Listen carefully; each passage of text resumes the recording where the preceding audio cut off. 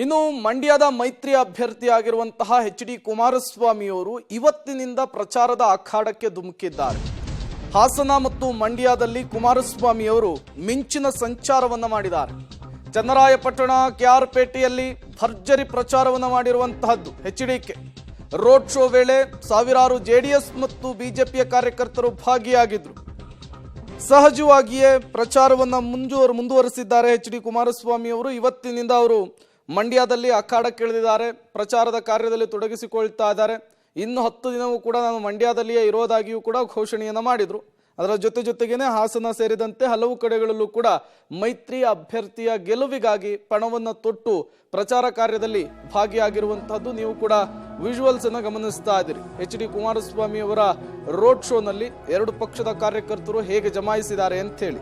ಹಾಸನ ಮತ್ತು ಮಂಡ್ಯದಲ್ಲಿ ಇವತ್ತು ಅಬ್ಬರದ ಪ್ರಚಾರದಲ್ಲಿ ಎಚ್.ಡಿ. ಕುಮಾರಸ್ವಾಮಿ ಅವರು ತೊಡಗಿಕೊಂಡಿರುವಂತಹದ್ದು.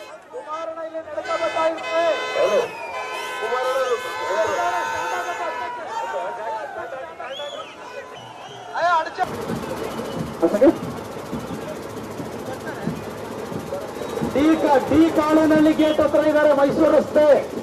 ಕೇವಲ 8 ನಿಮಿಷ. ಹಾಸನ ಮತ್ತು ಮಂಡ್ಯದಲ್ಲಿ ಅಬ್ಬರದ ಪ್ರಚಾರದಲ್ಲಿ ಇವತ್ತು ಎಚ್.ಡಿ. ಕುಮಾರಸ್ವಾಮಿ ಅವರು ಭಾಗಿಯಾಗಿದ್ರು. ಬೃಹತ್ ರೋಡ್ ಶೋವನ್ನು ಕೂಡ ನಡೆಸಿದ್ರು.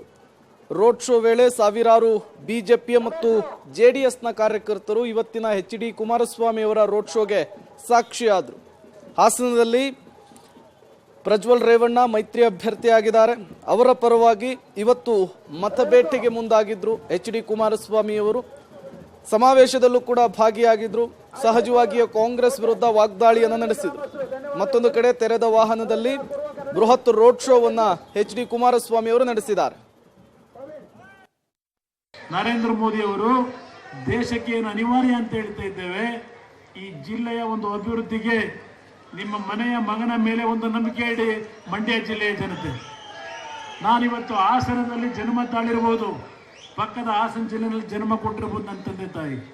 ನನಗೆ ರಾಜಕೀಯವಾಗಿ ಜನ್ಮ ಕೊಟ್ಟಂಥವರು ಬೆಂಗಳೂರು ಗ್ರಾಮಾಂತರದ ರಾಮನಗರ ಜಿಲ್ಲೆಯ ಜನತೆ ರಾಜಕೀಯವಾಗಿ ಜನ್ಮ ಕೊಟ್ಟರು. ನನಗೆ ಇಡೀ ರಾಜ್ಯದಲ್ಲಿ ಶಕ್ತಿಯನ್ನು ಕೊಟ್ಟಂಥವರು ರಾಜಕಾರಣದಲ್ಲಿ ಈ ಮಂಡ್ಯ ಜಿಲ್ಲೆಯ ಜನತೆ ಅಂತಕ್ಕಂಥದ್ದನ್ನ ನಾನು ಎಂದೂ ಮರ್ತಿಲ್ಲ. ಮಂಡ್ಯ ಜಿಲ್ಲೆಯಲ್ಲಿ ಯಾವುದೇ ಮದುವೆ ಸಮಾರಂಭಗಳು ಅಂದರೂ ಕಳೆದ 20 ವರ್ಷದಲ್ಲಿ ಯಾರಾದರೂ ಬಂದು ಒಂದು ಮದುವೆಗೆ ಬರಬೇಕು ಅಂದರೆ ನಿಮ್ಮ ಕುಟುಂಬದ ಮದುವೆಗಳಿಗೆ ಬಂದು ನಿಮ್ಮ ಕುಟುಂಬದ ಮಕ್ಕಳಿಗೆ ಶುಭ ಹಾರೈಸಿರ್ತಕ್ಕಂಥದ್ದು ಇವತ್ತು ನಾನು ಸ್ಮರಿಸ್ಕೊತೀನಿ.